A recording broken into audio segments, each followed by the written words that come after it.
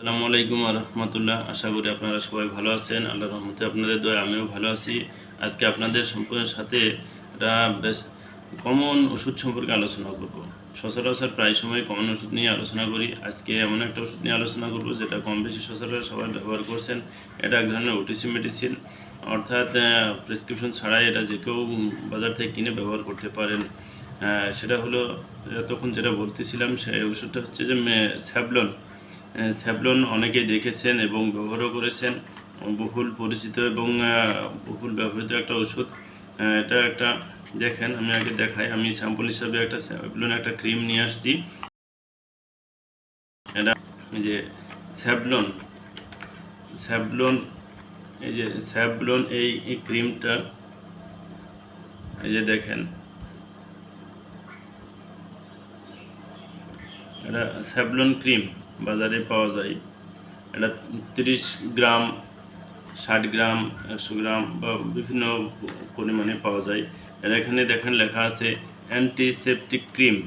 এখানে লেখা আছে অ্যান্টিসেপটিক ক্রিম, এপাশে ইংরেজিতে এপাশে লেখা আছে অ্যান্টিসেপটিক ক্রিম। অ্যান্টিসেপটিক অর্থাৎ জীবাণুনাশক, জীবাণুমুক্তকরণ, অ্যান্টিসেপটিক মানে জীবাণুমুক্তকরণ ক্রিম। আর একটা লেখা আছে দেখবেন, এখানে লেখা আছে পাওয়ারফুল জার্মিসাইড মানে শক্তিশালী জীবাণুনাশক। অর্থাৎ এটা শক্তিশালী একটা জীবাণুনাশক ওষুধ। এটা জীবাণুমুক্তকরণ এবং জীবাণু ধ্বংসকরণ কাজে এটা ব্যবহার করা হয়।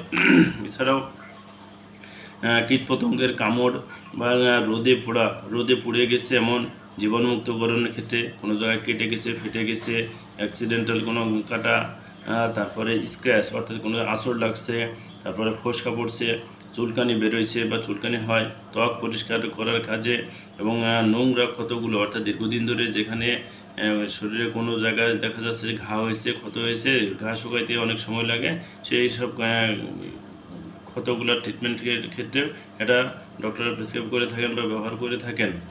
আর এটা আসলে অ্যান্টিসেপটিক অর্থাৎ জীবাণু মুক্তকরণ কাজেই প্রধানত বেশি ব্যবহার করা হয়। আর এটা দিনে 2 থেকে 3 বার ব্যবহার করতে হয়। আর ড্রাগ ইন্টারাকশান অন্যান্য ওষুধের সাথে ইন্টারাকশান নাই, যেহেতু এটা এক্সটার্নাল ইউজ, শুধুমাত্র বাইরে ব্যবহার করতে হয়। এটা খাওয়া যাবে না। আর ক্ষতিকর হচ্ছে বারবার প্রয়োগের ফলে এটা জ্বালাপোড়া করতে পারে বা এটা জ্বালা হতে পারে।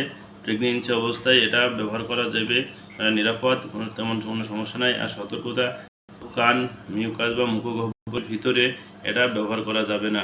যাই হোক, আজকে আপনাদেরকে কমন একটা ওষুধ স্যাভলন সম্পর্কে আপনাদেরকে প্রাথমিক ধারণা দিলাম। আশা করি আপনারা বুঝতে পেরেছেন। পরবর্তীতে এটা আপনারা নিজেরাও অ্যাপ্লাই করতে পারবেন ইনশাল্লাহ।